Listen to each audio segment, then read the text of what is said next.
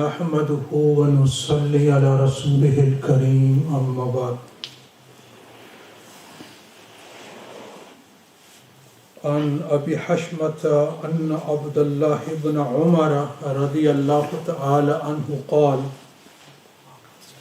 सल्ला बिना नबी सल्लल्लाहु अलैहि वसल्लम अल-इशाअ फ़ी आखिरी हयातिही फलम्मा सल्लमा क़ाम फ़क़ाल अरअयतकुम लैलतकुम हादिही फ़इन्न रअस मिअति सनतिन मिन्हा ला यब्क़ा मिम्मन हुवा अला ज़हरिल अर्दि अहद।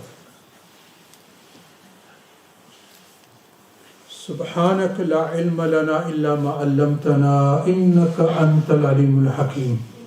रब्बि इश्रह ली सदरी व यस्सिर ली अमरी वहलुल उक़दतम मिन लिसानी यफ़क़हू क़ौली। या रब्बी सल्लि व सल्लिम दाइमन अबदन अला हबीबिका खैरिल खल्क़ि कुल्लिहिम। My respected elders, young brothers, friends, mothers and sisters, may Allah subhanahu wa ta'ala accept our coming to His house, and may He accept our offering of the Salatul Isha with congregation, and may He also accept our sitting here in this circle of Hadith, and may He make all these good actions, good deeds, means of our forgiveness, means of our coming close to Allah and His beloved Prophet sallallahu alaihi wasallam, and also means of our leaving this dunya, this world, with Iman.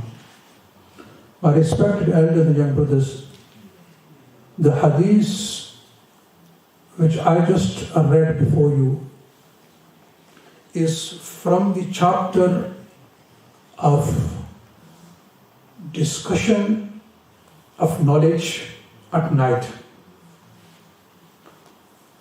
There is one thing which we have forgotten, and that is after Isha,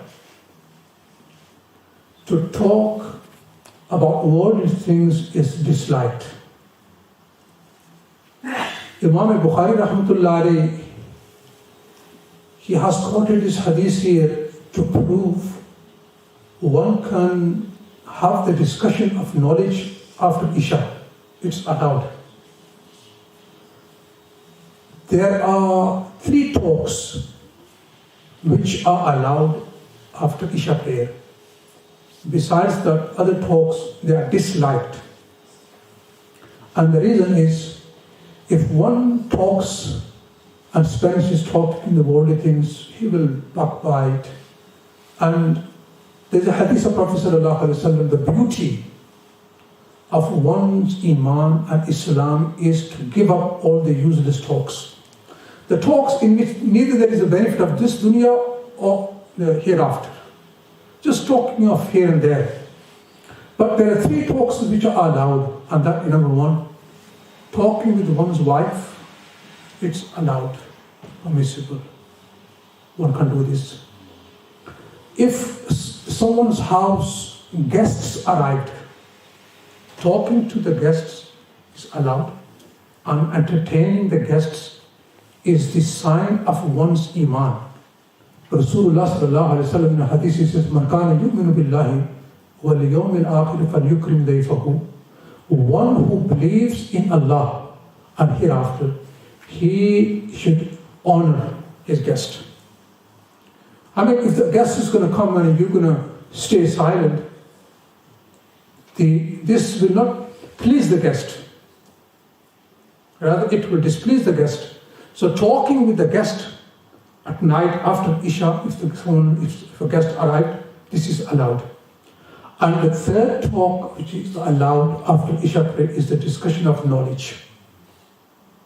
Talking about the masail, the rulings of namaz, prayer, or any fasting, or talking about deen, this is allowed. The hadith which I just read before you has been narrated by Abdullah bin Umar radiallahu ta'ala anhu. He mentions that once Prophet sallallahu alaihi wasallam in the last days of his life, which is another hadith explains how many days before. It was 1 month before our Prophet's demise. Abdullah bin Umar, he says, he led us in the Isha prayer. Prophet sallallahu alaihi wasallam led us in the Isha prayer. فَلَمَّا سَلَّمَ فَقَامَ. After the completion of the prayer, Rasulullah sallallahu alaihi wasallam stood up. He stood and he addressed and he asked the audience, the Sahaba Ikram, أَرَأَيْتَكُمْ لَيْلَتَكُمْ هَذِهِ. Do you know, he said to Sahaba Ikram, do you know which night is this? Now, Sahaba Ikram, they became a bit afraid and they were fearful. Does it mean, is this the last night or something of this dunya? Rasulullah sallallahu alaihi wasallam, he said to them, فَإِنَّ رَأَسَ مِئَةِ سَنَةٍ مِنْهَا لَا يَبْقَى مِمَّنْ هُوَ عَلَى ظَهْرِ الْأَرْضِ أَحَدٌ. He said, nobody present on the surface of the earth will be living after the completion of 100 years from tonight, the night he was talking to, from tonight till the end of the 1 century. After those who are present at this night, after the completion of 100 years, nobody will be alive. Now, a question may rise in one's mind. Isa alayhi salatu salam, he is alive. Isa alayhi salatu salam, he is alive. And Khizr alayhi salatu salam, he is still alive. While Rasulullah sallallahu alayhi wa sallam, he said, those who are present at this night, after the completion of 100 years, nobody will be alive. Actually, in this hadith, Prophet sallallahu alayhi wa sallam predicted after 100 years, there will be no companion of mine living on the surface of this earth. When Rasulullah sallallahu alayhi wa sallam said this hadith, when he addressed the Sahaba, it was the 10th Hijri. And the last Sahabi to die was Amir bin Wathila. He was the one who died in 110th Hijri. He was the last one to die. And this proved the truthfulness of Prophet sallallahu alaihi wasallam. He predicted that after the completion of 100 years, those who are present today at this night, they will not be on this earth. And when it was the 110th Hijri, Abu Tufail radiallahu ta'ala, who was the last companion of Prophet sallallahu alaihi wasallam to die and to leave this dunya. The muhaddithin, they say, after his death, if anyone stands up and claims that I am a Sahabi, he will be rejected. He will be rejected. Why? Because Rasulullah predicted after 100 years, he was predicting towards the era of Sahaba Ikram, that their era will last till 100 years. After 100 years, there will be no Sahabi on this earth. And if anyone claims that I am a Sahabi, Prophet sallallahu alaihi wasallam, he will not be accepted. Nobody will accept him.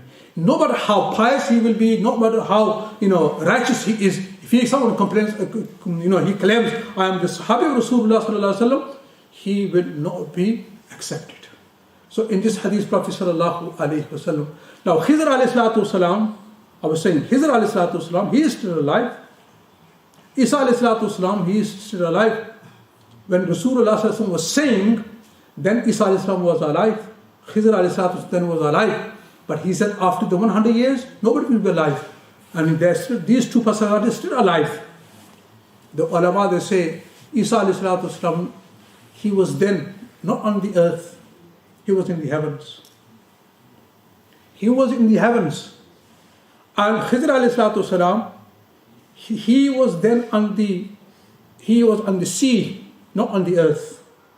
When Rasulullah sallallahu alayhi wasallam saying this hadith, he was on the sea. So these two personalities I mentioned before in one of my Dars al-Quran, that Hazrat Ilyas and Hazrat Khidr alayhi salatu wasalam, these two personalities, Ilyas, they are also alive. They meet one another at Hajj in Makkah al-Mukarramah. And so many, the pious and righteous people have met the Khidr alayhi salatu wasalam. When Allah subhanahu wa ta'ala wants someone to meet Hazrat Khidr, He makes the way. And He makes them meet Khidr alayhi salatu wasalam. From Pakistan, Mufti Zarwari rahmatullah alayhi, he even claimed that he also met Khidr alayhi salatu wasalam. So this is, Allah subhanahu wa ta'ala, this is within the power of Allah subhanahu wa ta'ala. If He wants someone to meet Hazrat Khidr, then Allah subhanahu wa ta'ala will, there's nothing impossible for Allah. So Allah makes it, Hazrat Khidr alayhi salatu wasalam comes and meets. And there will be so many we don't know who have met Hazrat Khidr alayhi salatu wasalam. So in this hadith, Prophet sallallahu alayhi wasallam, he predicted the Sahaba Ikram, the era will last for 100 years. And after that there will be no companion living on the surface of this earth.